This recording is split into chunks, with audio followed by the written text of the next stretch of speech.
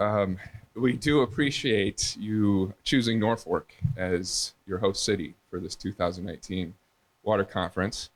And we thank you not only for that, but also for placing the focus on this gathering specifically on Northeast Nebraska. It's not every day that we get scores of water scientists into town. It's even more unusual when they show up and say, we're here to help. We hope that you find us hospitable hosts.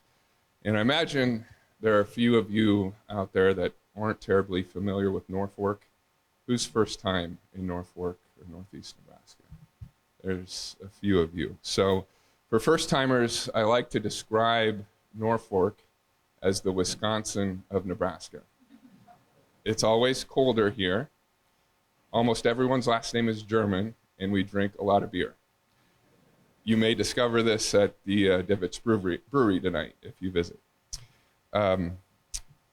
There's also a few things you may have noticed about our community already, including how we say our name.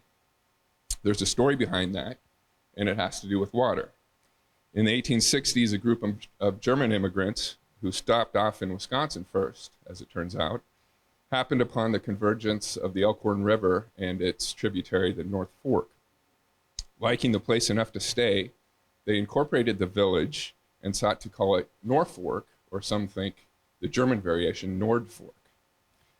Back east, though, the US Postal Service transmuted the name to Norfolk, as in England or Virginia. In the end, the settlers lived with the spelling, but true to German stubborn form, the descendants today still say the fork part. So now you know the rest of the story. Like so many communities, our city was born from water. In addition to the benefits it provided our early farmers, the North Fork of the Elkhorn River powered Norfolk's first major commercial endeavor, a flour mill established in 1869. Over the course of decades, the river's relationship to the city shifted from industrial uses to flood control concerns, and today to the promise of recreation, tourism, and quality of life enhancements. The North Fork played a foundational role in our past. I believe it will play a transformative role in our future. In partnership with the Lower Elkhorn Natural Resources District, its board, and its manager, Mike Sosek, the city of Norfolk in the last 18 months has undertaken plans to help the North Fork realize its potential as both a recreational draw and community development catalyst. As backdrop, imagine a natural waterway flowing through the heart of a city's downtown. A historic WPA project park stretched alongside it, a bustling downtown shopping district within walking distance, and ample surrounding property primed for mixed-use development. The project is a city planner's dream. And plans for the North Fork restoration are at the heart of it.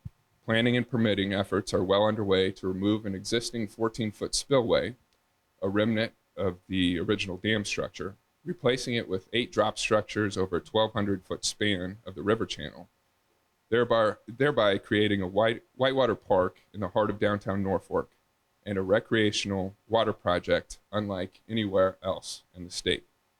Construction is projected for 2021. Our hope is this project, beyond the river restoration and community development benefits, serves to reconnect the community to its river, reintegrate the North Fork into Norfolk's identity and sense of place, and most importantly, bring the people of this region back to regular interaction with one of its most powerful natural resources.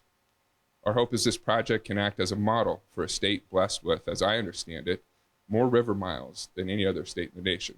We are, after all, the Minnesota of rivers. Our hope also is this project elevates public awareness of water quality, and that awareness prompts action. Too many areas in Northeast Nebraska, as we just saw, have reached red alert status on nitrate levels.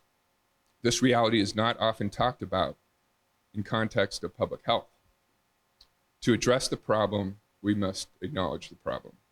And to effect change, we must draw upon the resources and expertise of many of you in this room, promoting place-based solutions and practices that provide incentives to breaking beyond the status quo. In a broader context, I believe our region's economic future increasingly depends on 3 key areas of opportunity: opportunities that can affect positive change and also offer themselves as solutions to resource preservation. First, sustainable regenerative agriculture, supplemented with precision technologies that help us produce more of the food that consumers demand with less inputs and environmental impacts.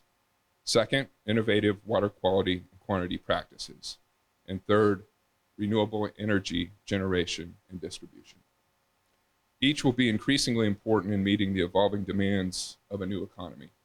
Each plays a role in preserving and protecting our natural resources and being part of a climate crisis solution. And each plays a role in elevating quality of life in our rural places. Northeast Nebraska is uniquely positioned to be a leader in these emerging areas if we indeed embrace them as opportunities.